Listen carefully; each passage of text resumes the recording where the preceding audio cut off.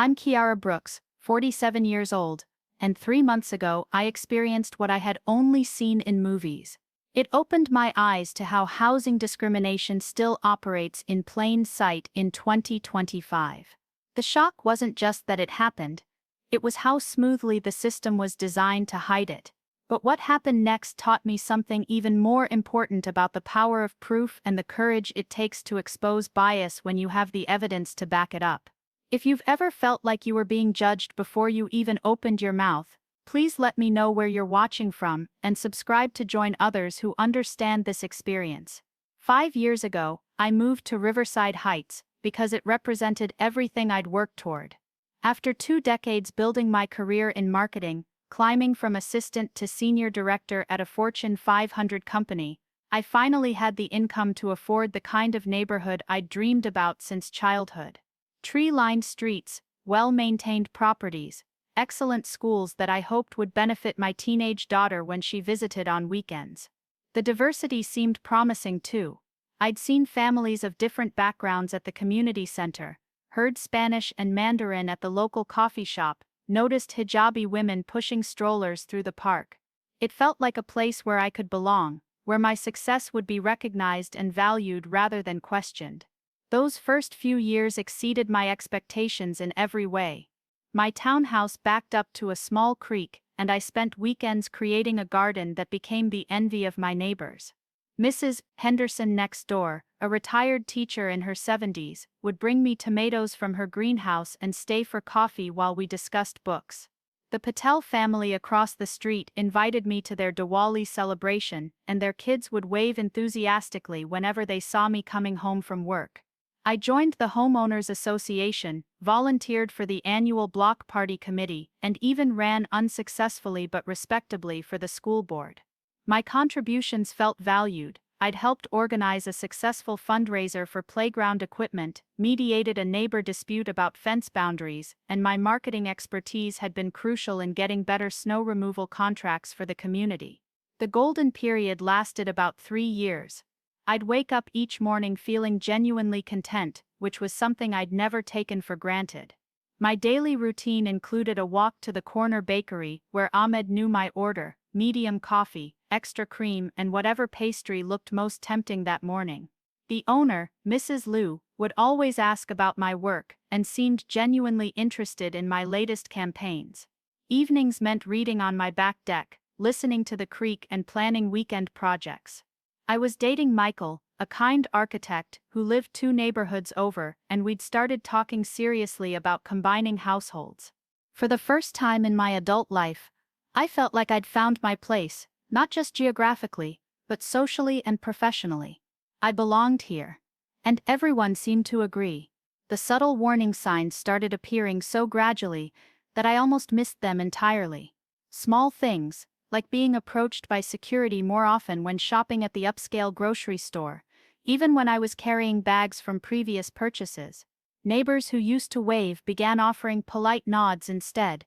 The Homeowners Association meetings grew more formal, with less chit-chat before and after. When I suggested updates to the community newsletter, the response was lukewarm rather than enthusiastic. I found myself working harder to prove my ideas had value, repeating points that seemed to get overlooked the first time. These moments felt uncomfortable, but I convinced myself I was imagining patterns where none existed. Maybe people were just busy, stressed about their own lives, going through changes I knew nothing about. The catalyst came on a Tuesday morning in March, when my landlord informed me he'd decided to sell my townhouse. I had 60 days to find new housing, and despite the shock, I felt oddly excited about the opportunity to buy rather than rent. After 5 years of building equity for someone else, I could finally invest in property of my own. I'd been pre-approved for a mortgage months earlier, my credit score was excellent, and my income had increased significantly with a recent promotion. This felt like the next logical step in my American dream narrative.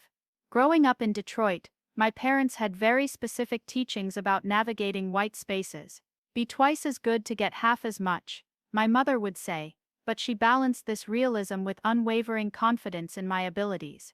You belong anywhere your merit can take you, Kiara. Just remember that some people need time to see what's obvious to us. My father, a postal worker who'd put himself through night school to become an accountant, taught me to always have my paperwork perfect, to research everything thoroughly, and to never give anyone a reason to question my qualifications.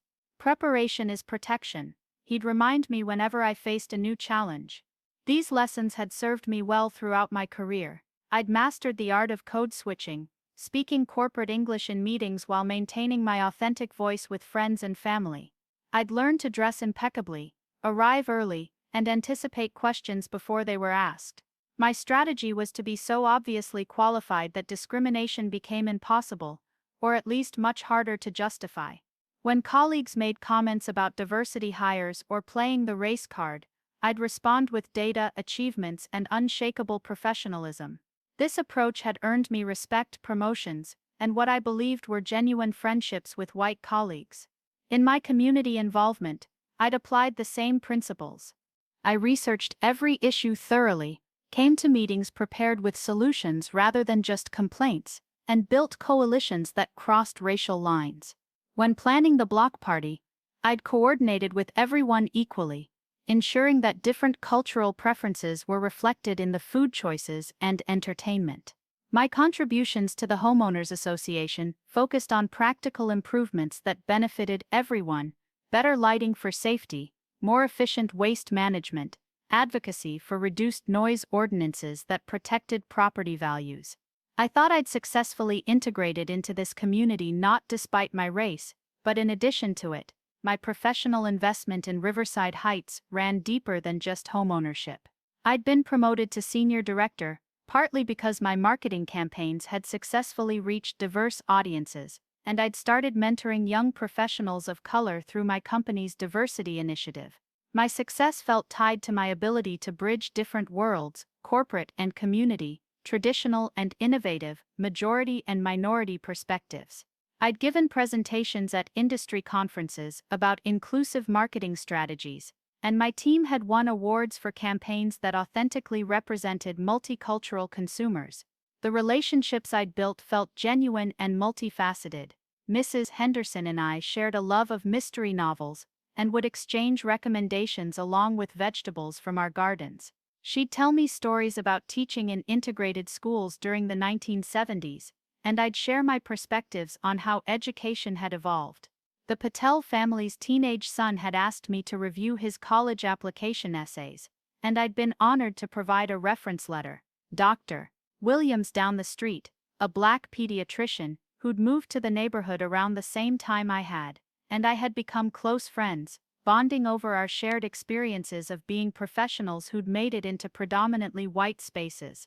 The day everything became clear started exactly like any other Tuesday. I'd gotten up at 6, checked emails over coffee, and was planning to spend my lunch break apartment hunting online.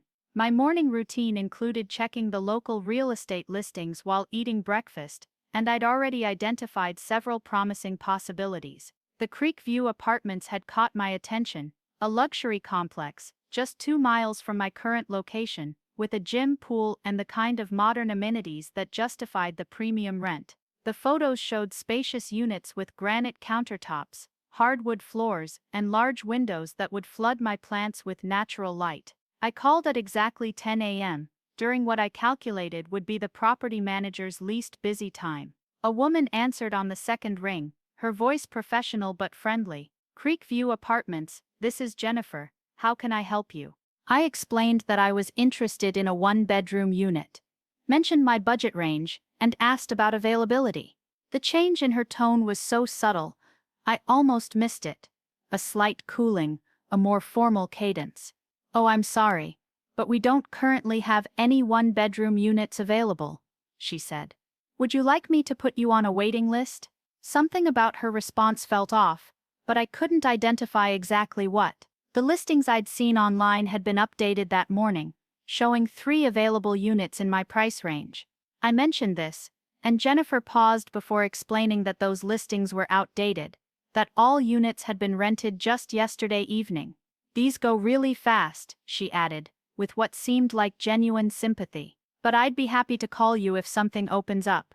I left my contact information, hung up feeling disappointed but not suspicious. The first instinct that hit me was familiar disappointment, the kind I'd experienced countless times when perfect opportunities slipped away at the last moment. Real estate was competitive, and good apartments in desirable areas did rent quickly. I'd lost out on rental properties before, usually to applicants who could put down deposits immediately or had higher credit scores. The rational part of my mind began constructing reasonable explanations. Maybe multiple people had applied simultaneously. Maybe the online listings had a delay in updating. Maybe I'd called just hours too late. But something nagged at me as I returned to work, a discomfort I couldn't name or dismiss. Jennifer's tone had shifted so precisely at a specific moment in our conversation, after I'd stated my budget but before I'd mentioned my qualifications. Most property managers wanted to know about income, employment history, credit scores. She'd seemed eager to end the call without gathering any of that information, and if units really were renting that quickly, wouldn't there be a more organized system for managing demand? A waiting list, background check processes, scheduled viewings. That evening, I called my friend Alicia, a white colleague from work who'd been apartment hunting in the same area for her daughter who was starting graduate school. "Girl, I've been having the worst luck with rentals," I told her, describing my morning's disappointment. "Everything good gets snatched up before I can even see it." Alicia listened sympathetically, then mentioned she'd been planning to call Creekview Apartments herself. "Want me to check if they have anything available?" I could ask about their typical timeline for applications. At first, I appreciated her offer as simple friendship.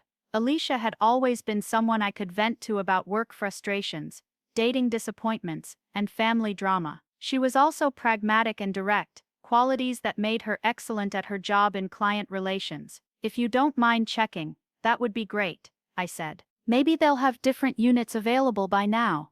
Or at least more accurate information about waiting times." I didn't want to seem paranoid by suggesting that race might be a factor, especially since I had no concrete evidence, just an uncomfortable feeling. Over the next few days, I pushed the incident to the back of my mind and focused on expanding my search. I called a dozen other properties, set up 3 viewings for the weekend, and started researching neighborhoods I hadn't previously considered. Some properties were completely wrong for my needs, too small, too expensive, or in areas with terrible commutes. Others seemed promising enough to warrant serious consideration. I reminded myself that finding the right place takes time, that being particular about where I lived was a privilege I'd earned through years of hard work. But Saturday morning changed everything. Alicia called while I was getting ready for my first apartment viewing, her voice tight with anger. "Kiara, I need to tell you something, and you're not going to like it." She'd called Creekview Apartments the day after our conversation, inquiring about 1-bedroom units for her daughter. Not only had Jennifer been enthusiastic and helpful, but she'd immediately scheduled a viewing for that afternoon. She told me they had 2 beautiful units available, and that I should come right over because they don't last long. The words hit me like cold water. My stomach dropped, and I felt that familiar hypervigilance kick in, the heightened awareness that comes when you realize you're not safe in a space you thought was neutral. "Are you sure it was the same person?" I asked, even though I already knew the answer. Alicia confirmed it was Jennifer, described her voice and manner, and mentioned details about the property that matched exactly what I'd been told didn't exist. "Kiara, I think they discriminated against you," Alicia said quietly. "I think they heard your voice and made assumptions." The direct way she named what we were both thinking felt both validating and terrifying. Part of me wanted to deny it, to find alternative explanations that would allow me to continue believing that such blatant discrimination wasn't still happening in 2025. But the evidence was undeniable, and Alicia's willingness to see it clearly meant I couldn't rationalize it away. We talked for another 20 minutes, with Alicia growing increasingly outraged and me cycling through disbelief, anger, and strategic thinking. She offered to cancel her viewing in solidarity, but I suggested she go through with it and document everything she could. "If this is really happening, we need proof," I said, my father's voice echoing in my head, "and we need to understand exactly how they're doing it." Alicia agreed to record her conversation if legally possible, and to take detailed notes about the units she was shown. The rest of that day felt surreal. I went to my scheduled apartment viewings, but found it difficult to focus on the properties themselves. Instead, I kept analyzing the interactions, how quickly property managers responded to my inquiries, whether their enthusiasm matched what I'd experienced with Alicia's call, if there were any subtle shifts in tone or availability when I identified myself. I started paying attention to things I'd never noticed before: how long it took for return calls, whether I was shown the best units first or last, if there were other Black potential tenants in the buildings I visited. That evening, I researched housing discrimination laws and was surprised by how extensive the legal protections were supposed to be. The Fair Housing Act prohibited discrimination based on race in all aspects of housing, including rentals, sales, and mortgage lending. Federal and state enforcement agencies existed specifically to investigate these violations. Online forums were full of people sharing similar experiences, offering advice about documentation, and discussing successful legal challenges. I realized that what had happened to me wasn't isolated or uncommon. It was part of a systematic practice that required specific strategies to expose and combat. Sunday morning brought Alicia's full report. Jennifer had shown her 2 spacious one-bedroom apartments, both recently renovated and available for immediate occupancy. The rent was exactly in the range I'd specified, and the lease terms were flexible. Jennifer had been accommodating about scheduling, willing to work around Alicia's schedule, and had even offered to hold a unit for 24 hours, while Alicia considered her options. She was so helpful and friendly, Alicia said.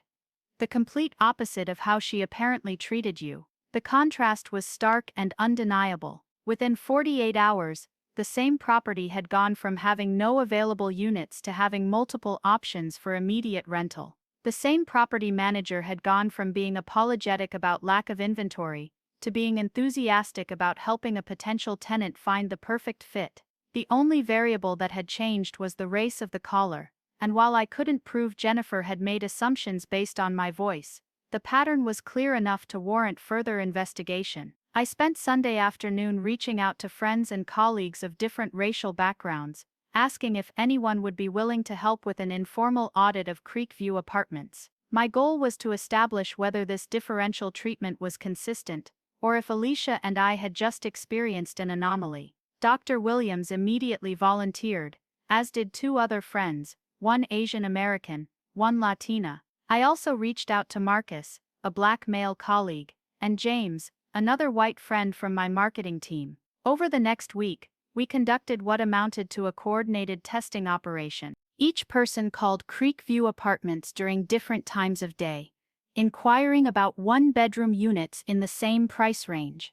I created a simple spreadsheet to track responses: availability reported, enthusiasm level, information provided, follow-up offered. The patterns that emerged were both predictable and infuriating. Jennifer consistently told white callers that units were available, often offering same-day or next-day viewings. She was helpful, detailed, and encouraging. With callers who had names or voices that might suggest Black or Latino identity, she was polite but claimed no availability, offered to put them on waiting lists, or suggested they check back in a few months. The Asian American caller received mixed responses: some availability, but fewer options and less enthusiasm than the white callers. The documentation we gathered was methodical and damning. Marcus had been told no units were available, and that the waiting list was very long. Dr. Williams received a similar response, despite calling on the same day that James was offered multiple viewing options. My Latina friend Sophia was told that while no units were currently available, she might want to consider other properties that were more affordable and might be a better fit. The evidence was clear, systematic, and legally actionable, but having proof of discrimination was only the first step. I needed to decide what to do with this information, and that decision would determine whether this pattern continued unchallenged or whether Creekview Apartments would be forced to confront their practices. My first instinct was to report the discrimination to the appropriate authorities and move on with my housing search. I documented a clear violation of federal housing law.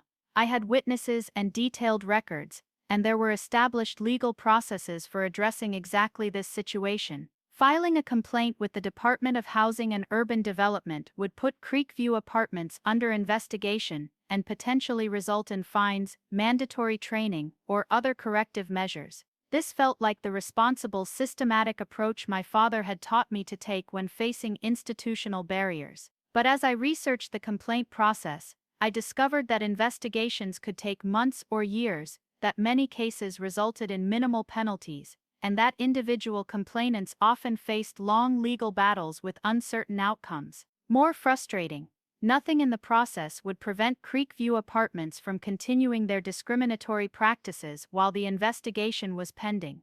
They could keep denying housing to qualified Black and Latino applicants, secure in the knowledge that any consequences would be delayed and possibly minimal. The more I learned about housing discrimination enforcement, the more I understood why these practices persisted despite strong legal protections. The burden of proof was high, the investigation process was slow, and the penalties were often insufficient to change behavior.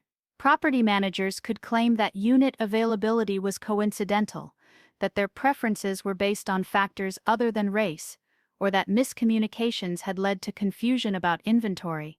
Without clear, undeniable evidence of discriminatory intent, many cases were difficult to prove.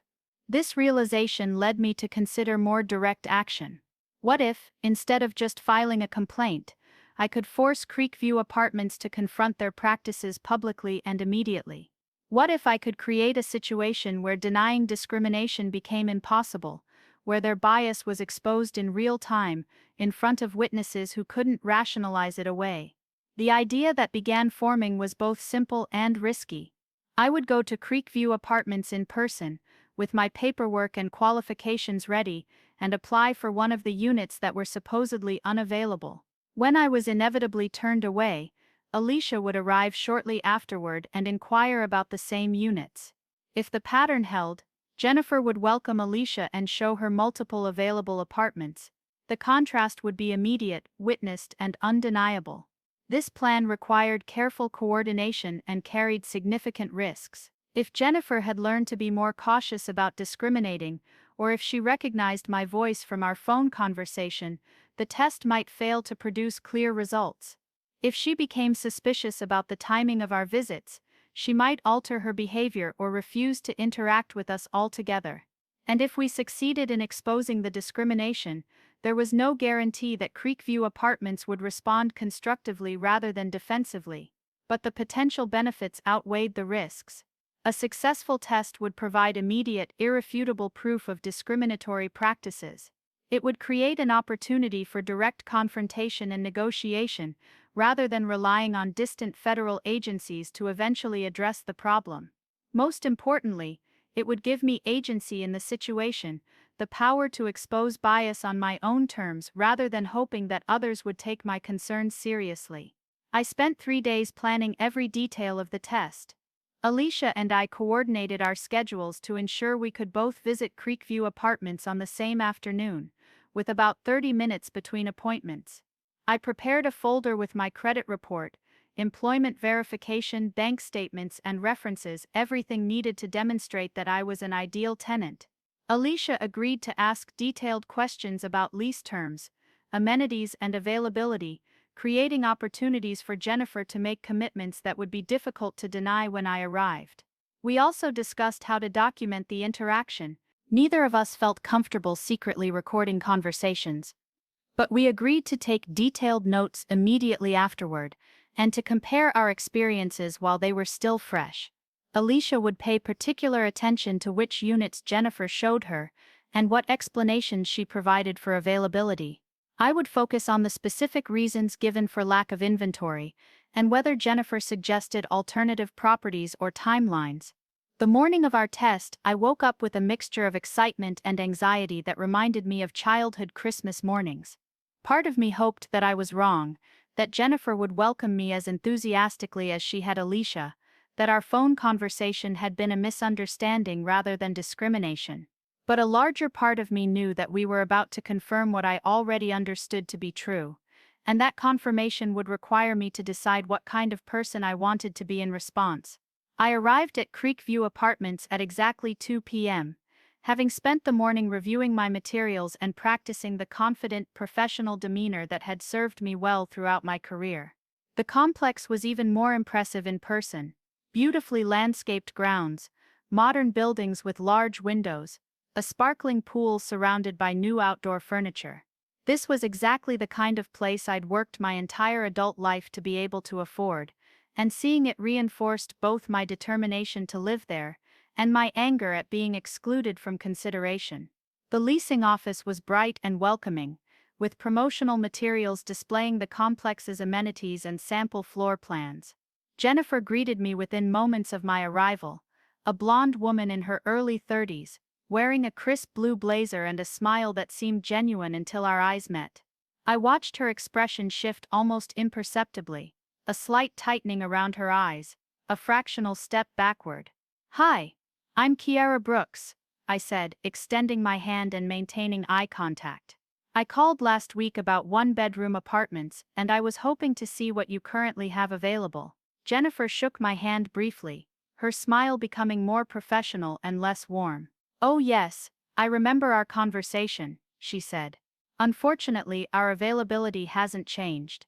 We still don't have any one-bedroom units open." The lie was delivered so smoothly that I almost doubted my own memory. But Alicia had been here just 3 hours earlier, and Jennifer had shown her 2 available one-bedroom apartments, offering to hold either one for her consideration. The woman standing in front of me was confidently denying the existence of units that she'd been eager to rent to my white friend that same morning. "That's disappointing," I said, keeping my voice calm and professional. "The timing is really important for me since I need to move by the end of next month." "Are you sure there's nothing available, even if it needs some minor repairs or isn't quite ready yet?" This was my opportunity to see how committed Jennifer was to excluding me, whether she would maintain her story even when I provided easy alternatives. Jennifer's response was elaborate and detailed, involving explanations about recent renovations, pending maintenance issues, and a waiting list that had grown significantly in the past week. She offered to put me on that waiting list, but warned that it would likely be several months before anything opened up. "These are really desirable units," she explained. "Once people move in, they tend to stay for years." I thanked her for her time, left my contact information for the waiting list, and walked back to my car with my heart pounding. The discrimination had been exactly as blatant as I'd expected, but experiencing it firsthand still felt like a physical blow. Jennifer's elaborate explanations had been delivered with such apparent sincerity that I almost found myself questioning what I knew to be true. If I hadn't coordinated with Alicia, if I hadn't done the phone testing with multiple callers, I might have accepted Jennifer's story and continued my apartment search elsewhere. 30 minutes later, I was sitting in a coffee shop across the street when Alicia arrived at Creekview Apartments. Through the window, I could see Jennifer greet her with immediate warmth, gesturing enthusiastically as they talked. They disappeared from view, presumably to tour available units, and I sat with my laptop open, pretending to work while my mind raced through the implications of what was happening. When Alicia emerged 45 minutes later, she walked directly to the coffee shop with an expression of barely controlled anger. "Kiara, this is even worse than we thought," she said, as she sat down across from me.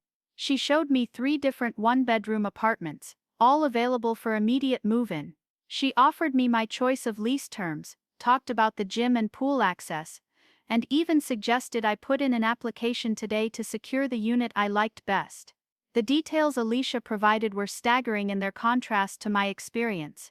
Jennifer had been accommodating about everything: pet policies, parking preferences, lease start dates. She'd provided detailed information about utility costs, neighborhood amenities, and upcoming renovations that would add value to the property. Most infuriatingly, she'd mentioned that these units rarely stayed vacant long because they were such excellent value for the quality and location. "She told me the exact opposite of what she told you about everything," Alicia continued. "Availability, waiting times, desirability of the units. And Kiara, when I asked if there had been much interest lately, she said it had been surprisingly quiet and that I was the first serious applicant she'd had in weeks." We sat in silence for several minutes processing the magnitude of what we'd documented. This wasn't subtle bias or unconscious discrimination. It was deliberate, systematic exclusion based solely on race. Jennifer had looked me in the eye and lied about every aspect of apartment availability, then turned around and welcomed Alicia with enthusiasm and honesty. The contrast was so stark that it seemed almost cartoonish, except that it was real and it was illegal and it was probably happening to other prospective tenants every day. The question now was what to do with this evidence. We had documented a clear violation of federal housing law, witnessed by two people, with detailed notes about the specific claims made to each of us. This was exactly the kind of case that civil rights organizations were equipped to handle, the kind of discrimination that legal experts could easily prove in court.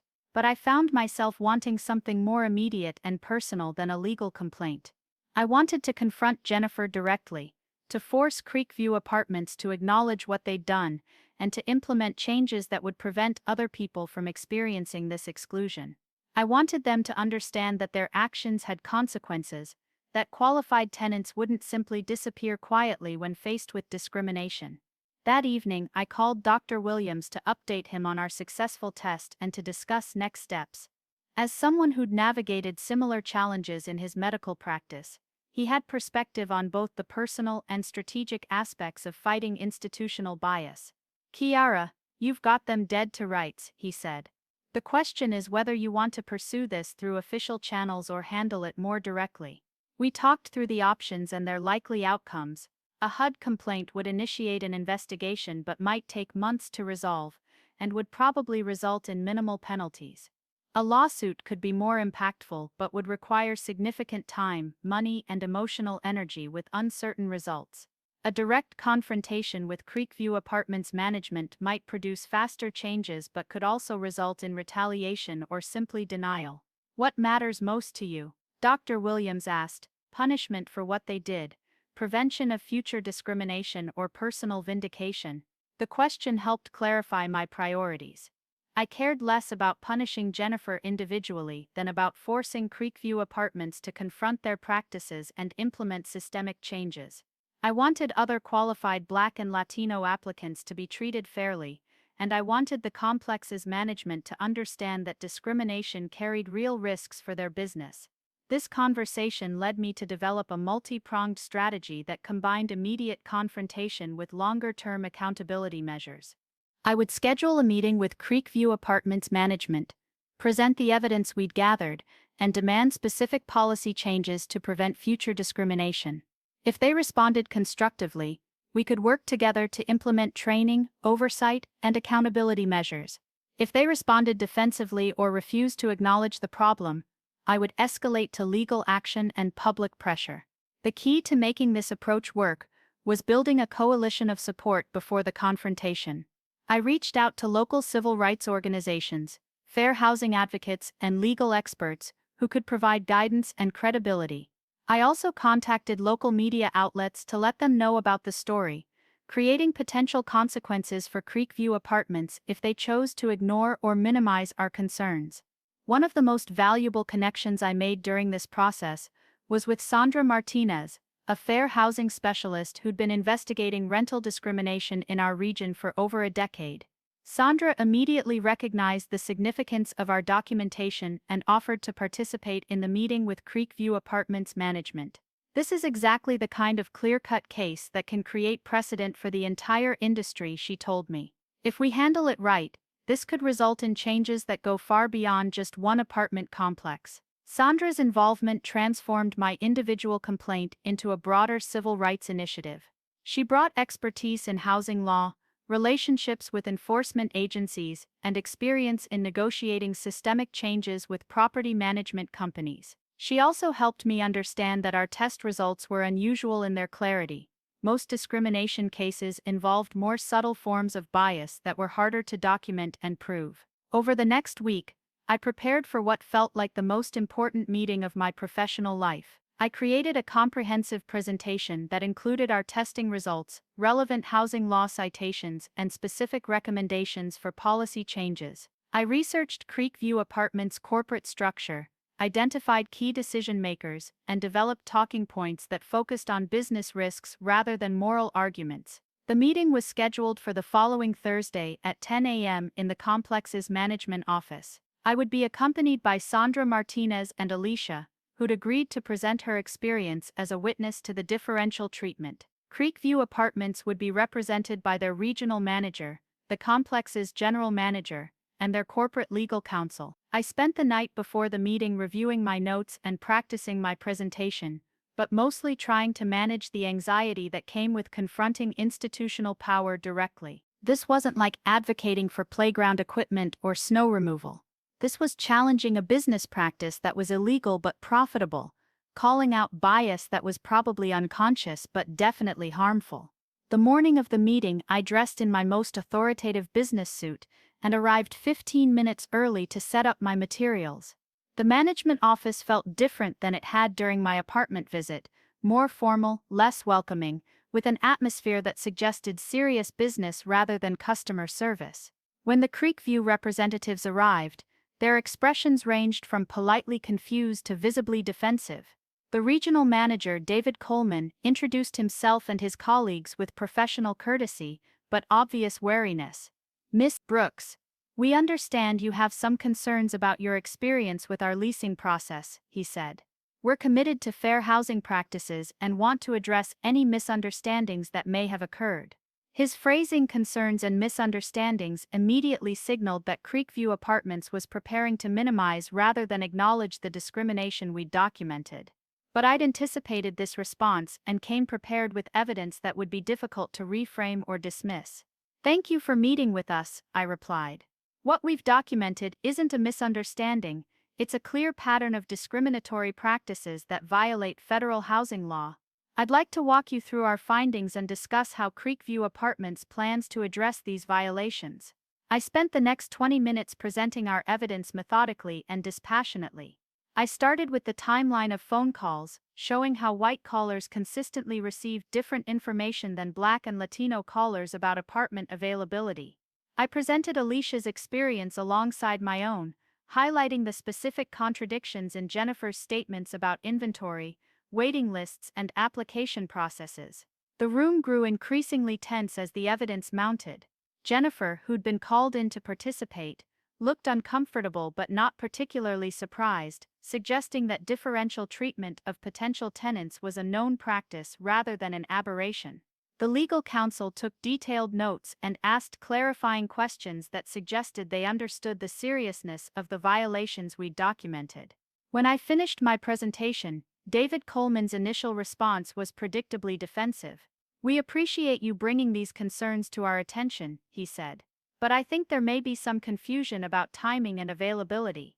Our inventory changes constantly, and it's possible that units became available between your visit and your friend's inquiry."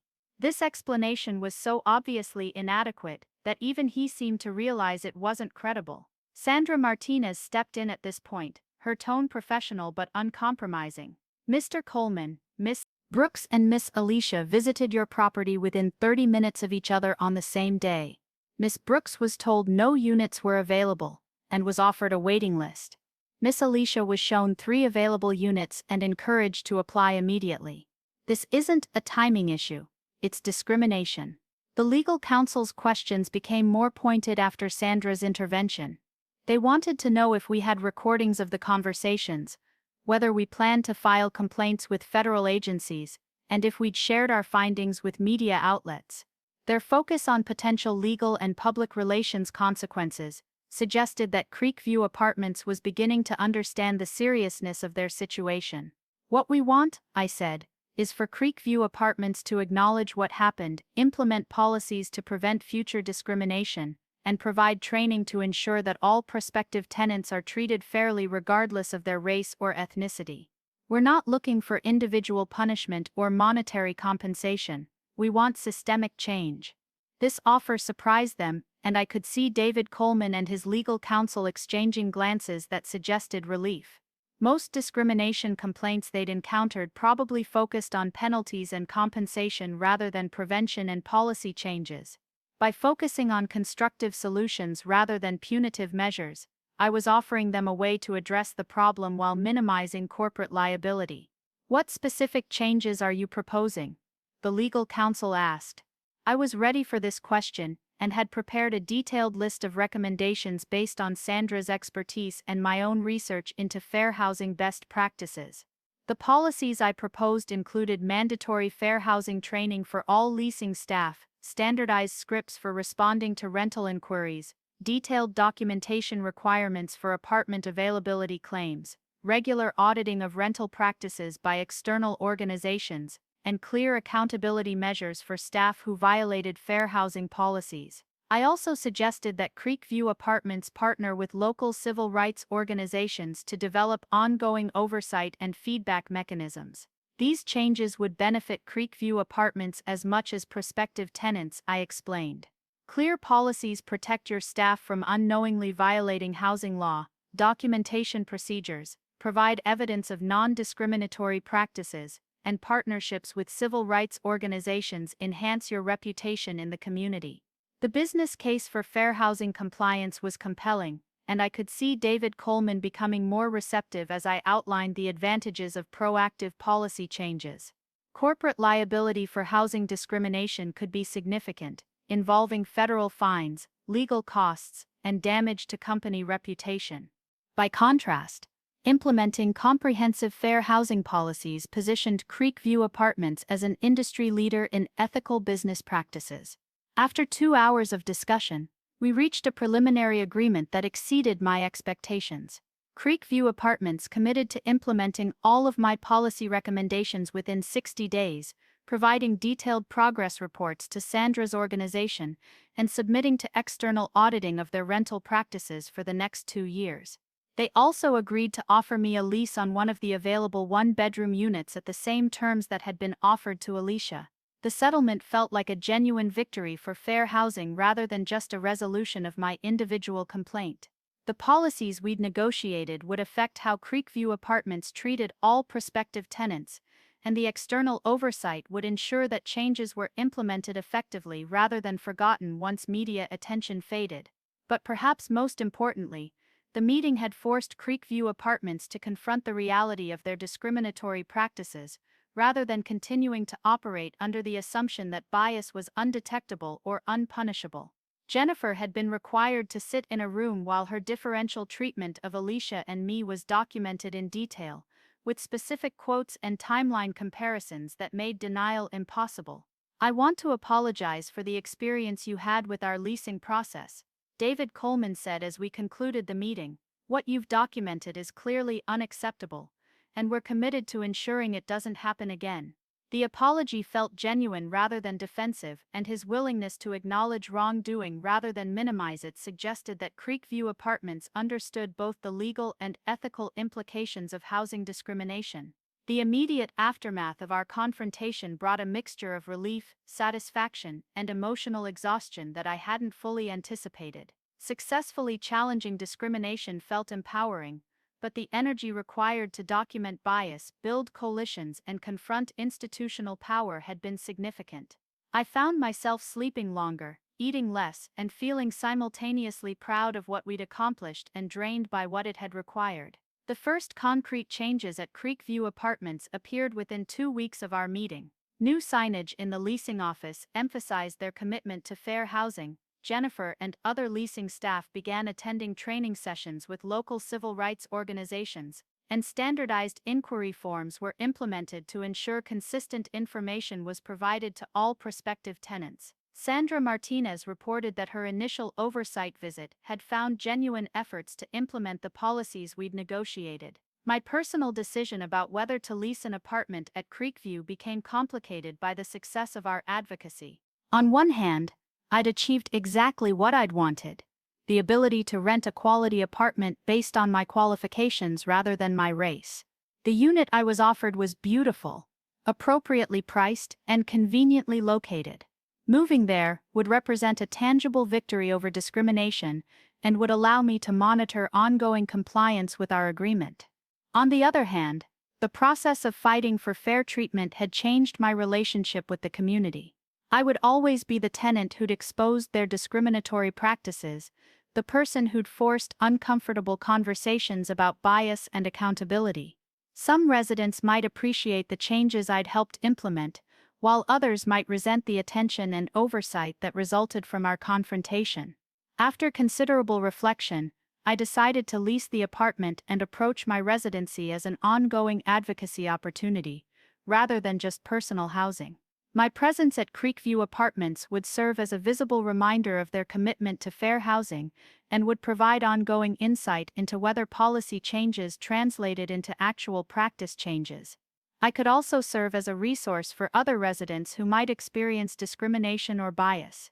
The moving process itself became a small test of how seriously Creekview Apartments was taking their fair housing commitments. Jennifer, who'd been the source of the original discrimination, was assigned to handle my lease paperwork and unit preparation. Our interactions were professional, but understandably awkward. We both knew exactly what had happened between us, and there was no pretending that we were starting fresh. To her credit, Jennifer was thorough, helpful, and accommodating throughout the leasing process. She provided detailed information about building amenities, introduced me to maintenance staff, and even offered moving assistance resources. Whether this represented genuine personal growth or careful adherence to new corporate policies, the result was respectful treatment that contrasted sharply with my original experience. My first month as a resident at Creekview Apartments was surprisingly positive. Neighbors were welcoming, building amenities were as advertised, and management was responsive to maintenance requests and community concerns. I began to understand why Alicia had been enthusiastic about the property. It really was a well-managed complex in a desirable location with reasonable rent for the quality provided. More importantly, I started observing the daily implementation of the fair housing policies we'd negotiated.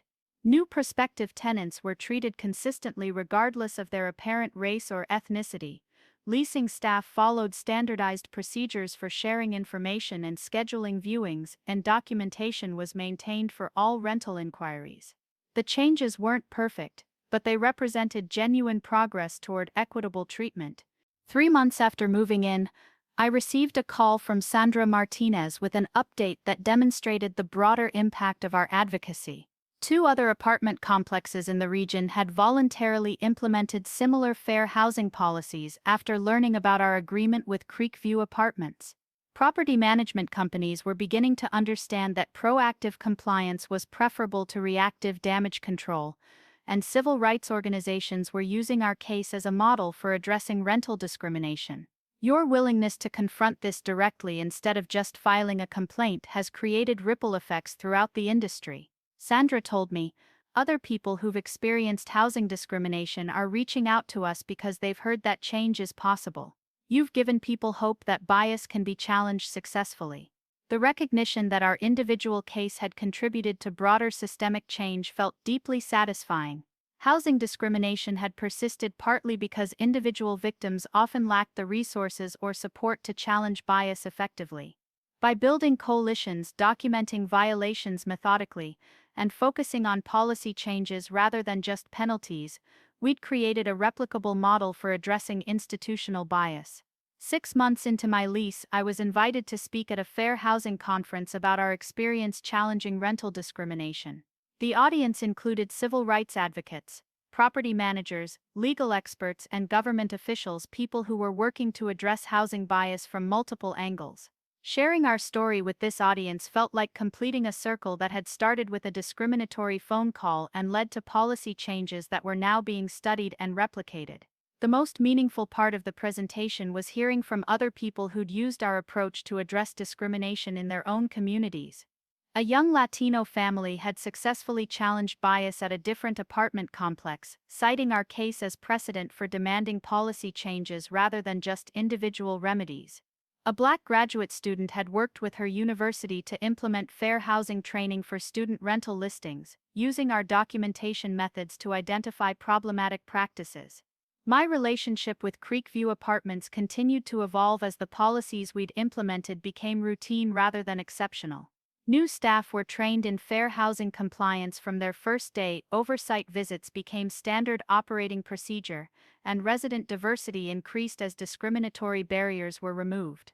The complex's reputation in the community improved as word spread about their proactive approach to fair housing.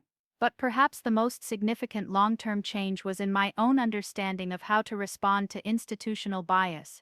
The experience had taught me that discrimination could be challenged effectively when approached strategically, that individual action could create systemic change, and that institutions would often respond constructively to clear evidence and reasonable demands for improvement. This knowledge has influenced how I approach bias in other contexts: workplace dynamics, retail experiences, healthcare interactions, and community involvement.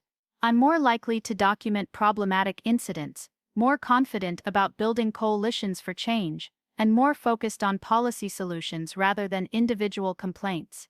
The skills I developed addressing housing discrimination have become tools for advocating for equity in multiple areas of my life. A year after moving into Creekview Apartments, I was elected to the building's Resident Advisory Committee, a position that allows me to influence community policies and advocate for inclusive practices on an ongoing basis. Other residents often bring me concerns about fairness and equity, recognizing that I have both experience and credibility in addressing institutional bias.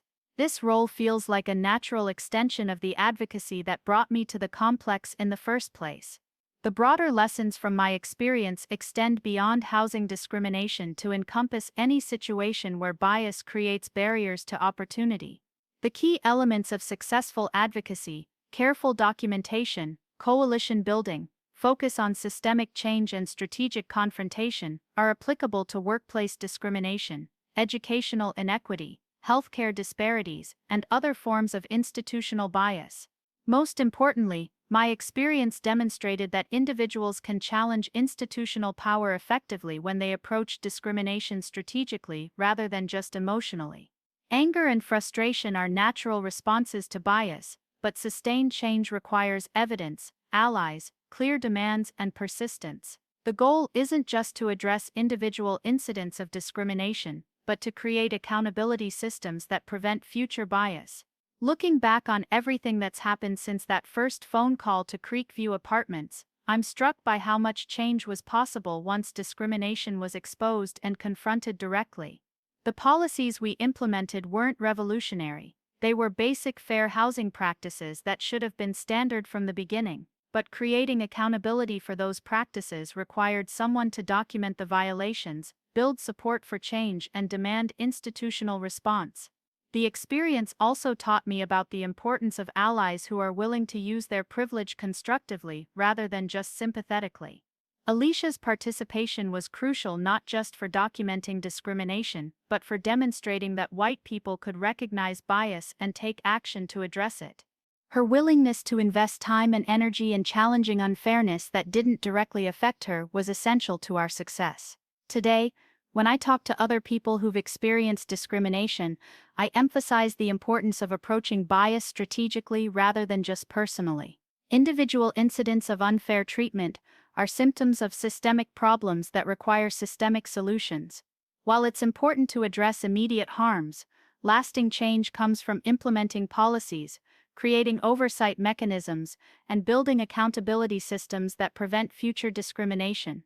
My advice to anyone facing housing discrimination starts with documentation, keeping detailed records of conversations, noting specific claims about availability or policies, and gathering evidence that can support formal complaints if necessary. But documentation alone isn't sufficient. Building relationships with civil rights organizations, fair housing advocates, and legal experts provides access to resources and expertise that individual complainants typically lack. The next step is deciding what kind of change you want to achieve.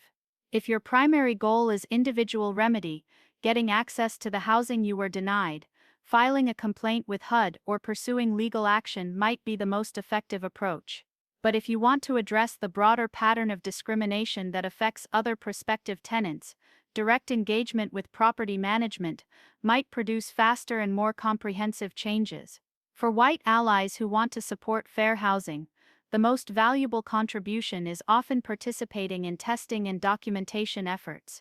Discrimination is easier to challenge when it can be proven through direct comparison, and allies who are willing to make calls, visit properties and serve as witnesses provide crucial evidence that individual complaints often lack. This kind of support requires time and commitment, but it can make the difference between successful advocacy and ineffective complaints.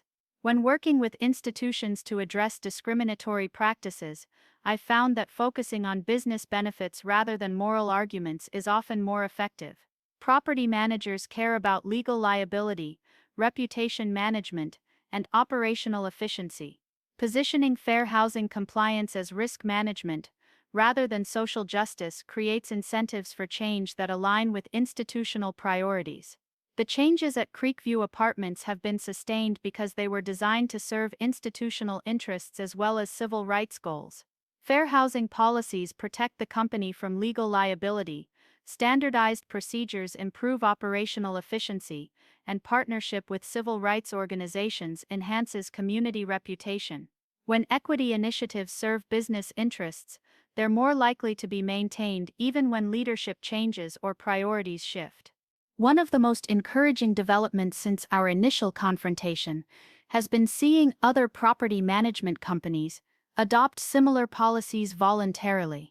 Industry associations are now promoting fair housing training and standardized procedures as best practices, and insurance companies are offering premium discounts for properties that can demonstrate proactive compliance with civil rights laws. This broader industry shift suggests that individual advocacy can create market pressures for change that extend far beyond the specific institutions being challenged. When discrimination becomes a business liability, rather than just a moral concern, companies have incentives to address bias proactively, rather than defensively. But systemic change requires ongoing vigilance and accountability. The policies we implemented at Creekview Apartments are only as effective as their consistent implementation, and oversight mechanisms are only valuable if they're used regularly. Sustainable progress against discrimination requires both initial advocacy and continued monitoring to ensure that commitments translate into practice. 3 years after moving into Creekview Apartments, I continue to serve on the Resident Advisory Committee and maintain relationships with fair housing organizations in our region. These connections allow me to stay informed about discrimination trends, support other people facing bias, and advocate for continued progress on civil rights issues. The apartment complex has changed significantly since my initial discriminatory experience. The staff is more diverse, rental practices are more equitable, and community programming explicitly promotes inclusion and diversity. New residents often comment on the welcoming atmosphere and the complex's reputation for fair treatment. These changes feel like tangible evidence that institutional bias can be addressed effectively when it's confronted strategically and persistently. My personal growth through this experience has been as significant as the institutional changes we achieved. I'm more confident about challenging unfairness, more strategic about building coalitions for change, and more optimistic about the possibility of addressing systemic bias. The experience taught me that discrimination is often maintained through individual reluctance to confront institutional power, rather than through insurmountable systemic barriers. This doesn't mean that addressing bias is easy, or that institutional change happens quickly. The process of documenting discrimination, building support, and confronting institutional power requires significant time, energy, and emotional labor. But my experience suggests that this investment can produce lasting changes that benefit not just individual complainants, but entire communities. When I speak to groups about housing discrimination, I always emphasize that change is possible but not automatic. Bias persists when it goes unchallenged, but institutions will often respond constructively to clear evidence and reasonable demands for improvement. The key is approaching discrimination as a problem that can be solved rather than a reality that must be accepted. The ripple effects of our advocacy continue to expand as other people use our approach to address bias in their own communities. I receive emails from people who've successfully challenged workplace discrimination, educational inequity, and healthcare disparities using strategies adapted from our housing advocacy. These stories remind me that individual action can contribute to broader social change when it's strategic, persistent, and focused on systemic solutions. Looking forward, I remain committed to fair housing advocacy and to supporting other people who are challenging institutional bias. The experience taught me that privilege comes with responsibility, that those of us who have resources, education, and community connections have obligations to address unfairness that affects people with fewer advantages. But perhaps most importantly, my experience demonstrated that ordinary people can challenge institutional power effectively when they're willing to invest time and energy in strategic advocacy. The changes at Creekview Apartments weren't achieved through exceptional resources or unusual expertise. They resulted from careful documentation, coalition building, and persistent engagement with institutional decision-makers. If you've experienced housing discrimination or any other form of institutional bias, know that change is possible when unfairness is documented, challenged, and confronted strategically. Individual incidents of discrimination are symptoms of systemic problems, but those systems can be changed when enough people are willing to demand accountability and work for improvement. The key is refusing to accept bias as inevitable and instead approaching discrimination as a problem that can be solved through strategic action, coalition building, and institutional engagement. Your individual experience matters, but it also connects to broader patterns of unfairness that affect entire communities. Addressing those patterns requires both personal courage and collective action. Start by documenting what's happened to you with as much detail as possible. Reach out to civil rights organizations, fair housing advocates, or legal experts who can provide guidance and support. Build relationships with allies who are willing to invest time and energy in challenging unfairness. Focus on creating systemic changes rather than just addressing individual incidents. Most importantly, remember that you have the right to be treated fairly regardless of your race, ethnicity, or any other aspect of your identity. Housing discrimination is illegal, workplace bias violates federal law, and educational inequity undermines fundamental principles of equal opportunity. When institutions fail to provide fair treatment, they can and should be held accountable for those failures. Your voice matters, your experience is valid, and your advocacy can contribute to changes that extend far beyond your individual situation. The choice is whether to accept discrimination as an unfortunate reality or to challenge bias as a problem that can be solved through strategic action and persistent effort.